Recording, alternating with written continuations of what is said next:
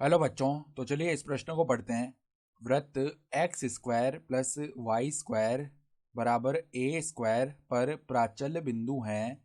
विकल्प A cos theta comma a sine theta. विकल्प B cos theta comma a sine theta. विकल्प C इनमें से कोई नहीं। और विकल्प D a cos theta comma b sine theta.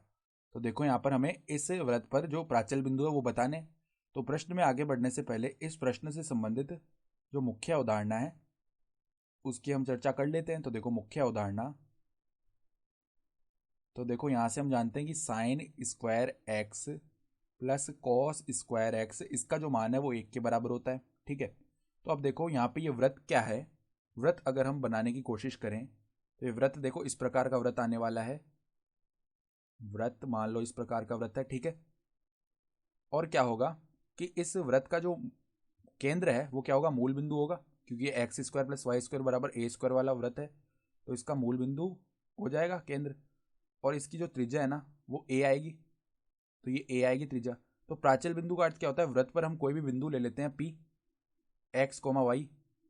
तो हम क्या करेंगे, इसके जो निर्देशांक है एक्स कोमा वाई जो हमने माने हैं ये हम थीटा के पदों में निकालेंगे। तो यही आ जाएगा प्राचल बिंदु। ठीक है। तो यहाँ पर ये कोण थीटा है। तो अगर हम यहाँ से P से लंब डालें, इसको अगर हम O बोल दें, इसको A बोल दें, तो P से हम लंब डालें इसकी त्रिज्या पर, तो यहाँ पर ये लंब है। ठीक है। तो हम क्या करते हैं, पहले तो ये निकाल लेते हैं कि ये कितना आता है हमारे पास। अगर हम इस बिंदु को C बोल रहे हैं तो एक तो OC निकालते हैं। ठीक है।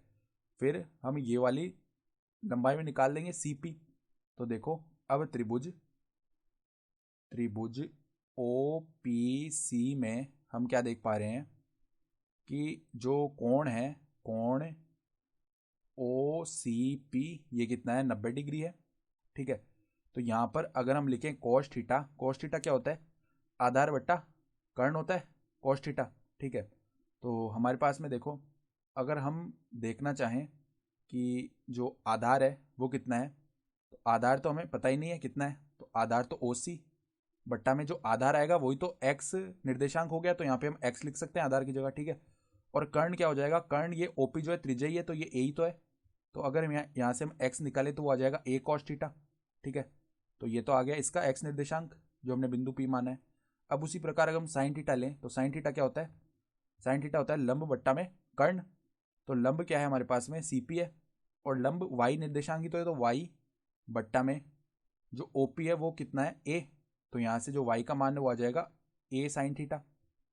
तो ये हो गया प्राचल बिंदु x कोमा वाई क्या आ गया, a cos theta coma a sine theta.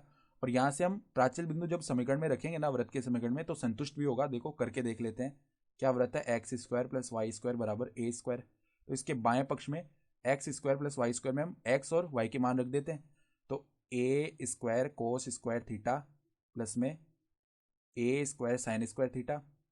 ये हम यहाँ पे सत्यापित भी कर लेते हैं कि बिंदु P जो है व्रत पर ही आ रहा है। तो यहाँ से हम ए स्क्वायर को अगर उभयनिष्ठ लेना तो कॉस स्क्वायर थीटा प्लस में साइन स्क्वायर थीटा ये बचेगा अंदर। ठीक है।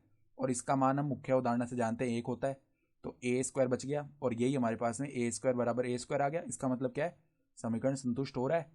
और ये जो बिंदु P है ये व्रत के ऊपर ही है। ठीक है। तो अगर विकल्प की बात करें तो प्राचल बिंदु क्या आ गया, ए cos theta comma a sine theta ये आ गया। तो जो विकल्प ए है वो हमारा सही विकल्प हो गया। ठीक है। तो आशा करता हूँ कि आपको ये प्रश्न समझ में आया होगा। धन्यवाद।